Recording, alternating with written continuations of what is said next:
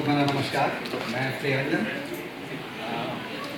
हमारा बैच नेतरहाट में 1969 के अक्टूबर में प्रवेश किया और हम लोग का जो बैच था वो सेकंड बैच था जब हायर सेकेंडरी को ख़त्म कर दिया गया था और मैट्रिक की शुरुआत हुई थी। तो 74 में हम लोगों ने मैट्रिक किया और जैसे मैंने कहा कि हम लोग का सेकेंड बैच था, तो हम लोग का इंटर में भी सेकेंड बैच था। तो हम लोग अपने बैच को कहते थे 18वां बैच। तो मैं शुरू में भाभा में था, शुरू में आनंद में था और फिर बाद में भाभा में हमारा तबादला हुआ। उन दिनों ऐसा होता था कि चूँकि सेट्स कम थे, जब हम लोगों ने ज्वाइन किया उस समय 4 ही सेट्स थे, 1 2 3 4। तो जब 5वां सेट बना भाभा रमन बोस, तो सभी 4 सेट से कुछ लोग को वहाँ जाना पड़ा। तो जब उस तरह से 6 सेट बना, दीप रामकृष्ण और अरविंद, तो उसमें कुछ लोग गए। 7 सेट उस समय नहीं था, क्योंकि ऐसी धारणा थी कि 6 into 3 आश्रम एक सेट में, तो 18। और ये 18 का जो नंबर था वो इसका रिलेशन है विक्रम, नालंदा और तक्षशिला जो यूनिवर्सिटीज थी उस समय। तो इसलिए माना जाता था कि 18 ही काफ़ी हैं और 18 को भी सीमित रखा गया था।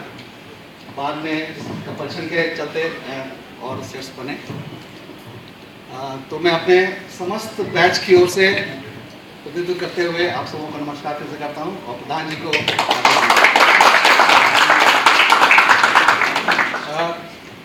हम लोग के समय में जो प्रधान जी हुआ करते थे, आपको जान के आश्चर्य होगा, शायद सुखद आश्चर्य होगा कि वे पूरे नेतरहाट प्लेटों के एग्जीक्यूटिव अफसर कहलाते थे।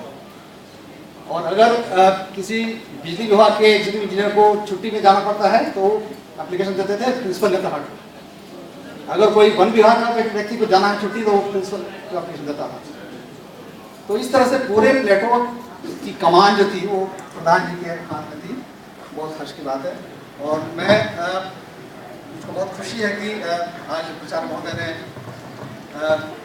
हम लोगों के टूटते हुए उम्मीद को फिर से जगाया है और काफ़ी आश्वासन दिया है इन्होंने और काफ़ी जो डेवलपमेंट्स हुई हैं इन दिनों में उनकी जानकारी दी। मुझको पूरी उम्मीद है कि नेतरहाट फिर से अपने जो लॉस्ट ग्लोरी है इंफ्रास्ट्रक्चर के सेंस में वो फिर से हासिल करेगी। और क्योंकि मुझको बहुत आश्चर्य हुआ सुन के कि पानी नहीं है और बिजली नहीं है।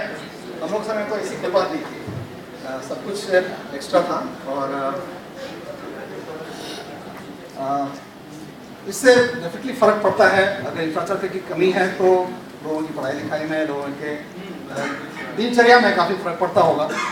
तो इस करके अगर आप लोगों ने उस माहौल में अपने को आगे बढ़ाया है और इस लेवल तक पहुंचाया है तो आप सबों को एक बार पुनः धन्यवाद। ऐसे नहीं थोड़ा सा अपने समय का थोड़ा एथलेटिक अचीवमेंट के बारे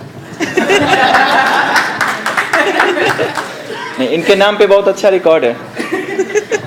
गुटका लगा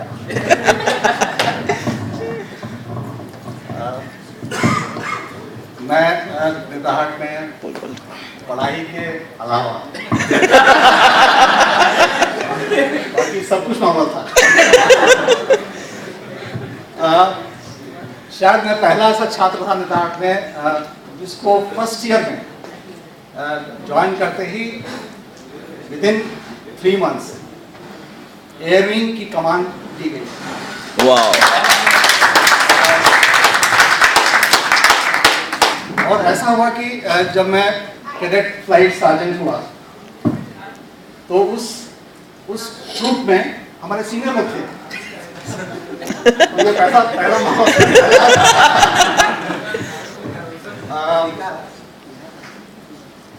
फिर एक हरियाणा के हमारे हुआ करते थे पीटी इंस्ट्रक्टर, उनका नाम था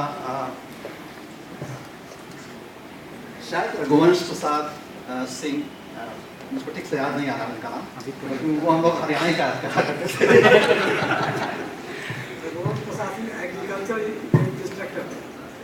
एग्रीकल्चर वाले वंशी दूसरे थे, ये आर्मी के थे, एक्स आर्मी थे और काफ़ी स्ट्रिक्ट थे।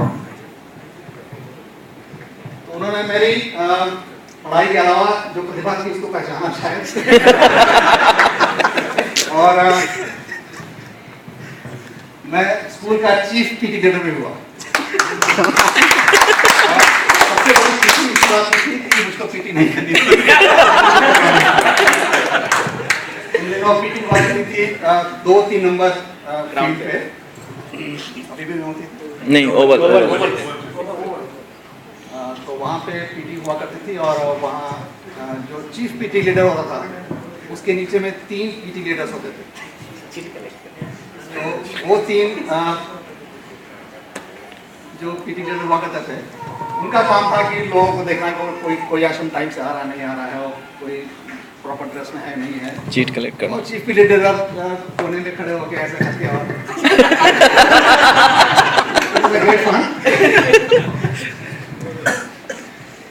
मेरा झुकाव एथलेटिक्स की ओर शुरू से रहा है, अभी भी है और सिल्क बोर्ड में मैं कार्यरत हूँ और सिल्क बोर्ड का जो शॉर्टकट का रिकॉर्ड है वो मेरा ये अभी तक है। सिल्क बोर्ड का हम लोग आ रहे हैं तोड़ने। जो हमारे पीटी इंस्ट्रक्टर थे उनका वो अपने समय के काफ़ी अच्छे पोल वॉल्टर हुआ करते थे और उन्होंने नेशनल लेवल पे भी अपना योगदान दिया है। तो उनके प्रोत्साहन से मुझको थोड़ा शौक हुआ पोल वॉल्ट की तरफ और मुझको शर्म आती है कहने में आज महिलाएं काफ़ी ऊपर जा रही हैं पोल वॉल्ट में, बट स्टिल मैं काफ़ी प्रोत्साहित होता हूँ ये कह के कि 3rd ईयर में जब उस समय बंटवारा होता था साइंस और आर्ट्स का 3rd ईयर में, पता नहीं आजकल अभी सेट वाइज उस समय 60 लोगों का बैच होता था और 60 में टॉप 44 को साइंस दिया जाता था और लास्ट 16 को आर्ट्स पढ़ना पड़ता था। जो लोग जिनको साइंस मिला और वो आर्ट्स उन्होंने चूज किया तो used to become a hero. भाई इसने साइंस का सीट छोड़ के और आर्ट्स तो ऐसे हमारे बैच में 2-3 लोग थे तो they used to be hero. तो मैं कह रहा था पोल वॉल्ट के बारे में। तो पोल वॉल्ट में मेरी रुचि जागी और काफ़ी उन्होंने मेरी मदद की और उनकी मदद से मैं नेताहाट के बाद रांची यूनिवर्सिटी में आया और रांची यूनिवर्सिटी में भी काफ़ी अच्छा परफॉर्मेंस रहा हमारा। तो सारा श्रेय नेताहाट विद्यालय को। थोड़ा सा एडिटिंग हो गया। एडिटिंग है, थोड़ा सा एडिटिंग है। रिकॉर्ड की चर्चा नहीं हो रही है। रिकॉर्ड तो उसने क्या रिकॉर्ड बनने के लिए कुछ बचा ही नहीं। 3.7 मीटर्स का रिकॉर्ड।